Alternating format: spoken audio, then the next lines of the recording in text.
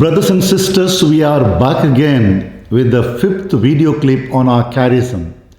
In the last session, we had begun reflecting on the essential elements of our charism, and we spoke prayer as the first essential element of our charism. Today, in this session, we are dealing with the second essential element of our charism, namely fraternity, which is elaborated in this declaration in Numbers 30 to 44.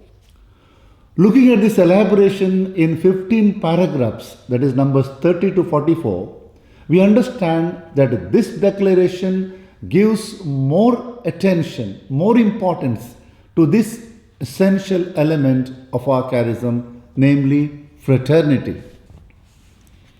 We have already discussed that contemplation is primary for our way of life. Then, the first question comes to our mind is, can solitude and fraternity go together? Are they not contradictory? No. Although they appear to be contradictory, in the Theresian charism, there is a perfect blend between contemplation and fraternity. That is exactly the contribution of Saint Teresa. Let me quote the document itself, number 30. Friendship with God is personal, but in no way individualistic. One cannot leave it alone. For this reason, the Theresian charism has a strong community dimension.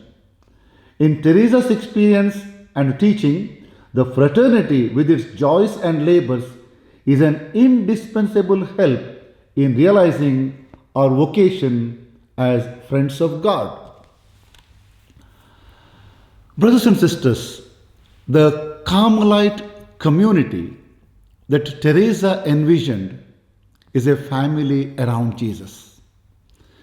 It is a family whose way of being and living is transformed by the presence of the Lord in their midst. Therefore, at the heart of our community is not so much the so-called religious observance, but more a fabric of relationship with fraternal affection. We all know that we were identified in the church as discalced brothers of Our Lady of Mount Carmel. Discalced brothers. If so, primarily we are brothers with a bond of love and affection, and not priests with ministries and rituals who live in fraternity. We are discalced brothers. Therefore, as this declaration puts it, fraternity is not an accessory but a substantial element that we find in number 34.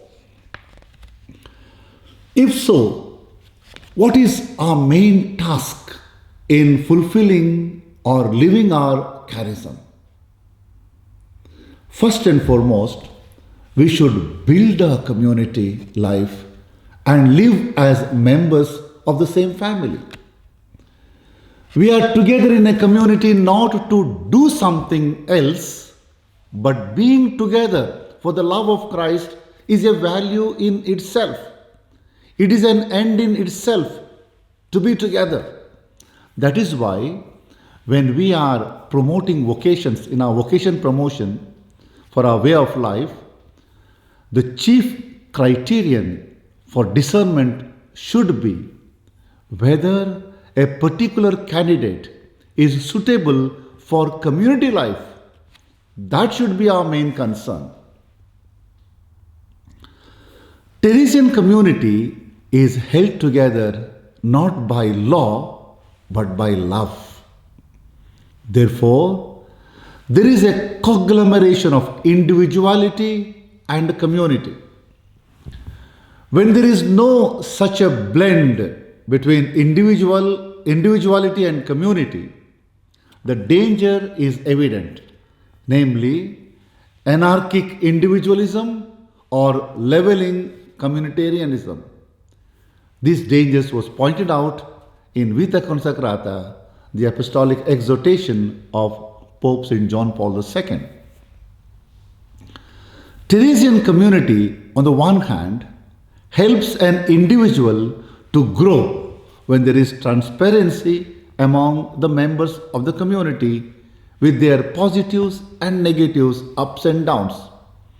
And at the same time, Theresian community life is a response to the growing individualism in the present society. It is a response to the growing individualism. The question is not so much who am I or for whom am I? The Carmelite community perspective is with whom am I? Then what are the practical implications of all what we have said so far? Practically what we would like to be. First and foremost, ours is an organized community with its norms of life, which includes obedience to superiors, community meetings, review of life, fraternal correction, and recreation. Second, the role of the superior is very important in our community life, as it is evident in our rule itself. This document clearly describes the task of the superior as we find it in number 41. The task of the superior is not simply to coordinate or administer the lives and activities of the members of the community. His primary task is to be a builder of peace, weaver of relationship, and animator of fraternal life. That is the role of the superior. And the third, our communities are small, but not too small. Teresa's aim in founding small communities was to live a true fraternal life, a real friendship among them. In the present situation, for whatever reason may be, our communities have been too small, at times just 2 or 3 members only.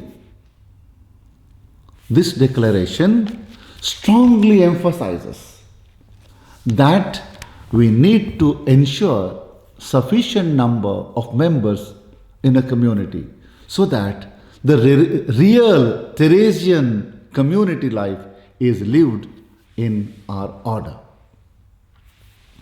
Finally, the section on fraternity in this declaration concludes presenting our order at the macro level with 3 branches: the nuns, the friars, and the seculars.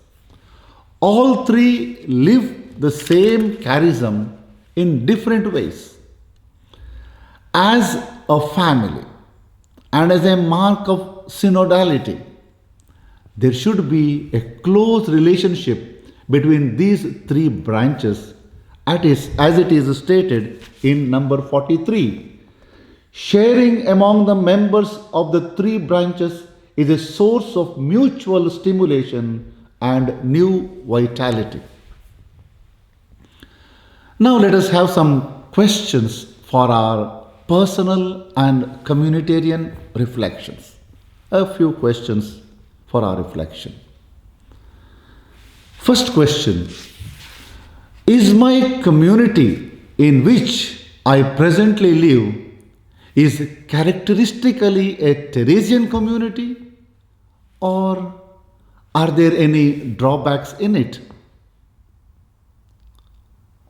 Second question: amidst the growing tendency of individualism, how do you think our community is a response to such a tendency? Our Carmelite community is a response to the growing individualism. How do you think? Third, is my community a family or a factory? This question was asked by Father Joe Mannath, SDB, in one of his books, pointing out that the emphasis is more on activities in our community rather than relationship. And therefore I ask again in my reflection, is my community a family or a factory? More of relationship or more of activities only? Let us reflect on these three questions.